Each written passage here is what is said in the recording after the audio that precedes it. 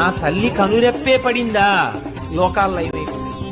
కాబట్టి ఆవిడ ఎప్పుడు ఎవరైనా అమ్మా నీ పాదాలు పట్టుకున్నానమ్మా అంటాడేమో నిజాయితీగానని రాత్రింబవళ్ళు తల్లి అలా చూస్తూనే ఉంటుంది.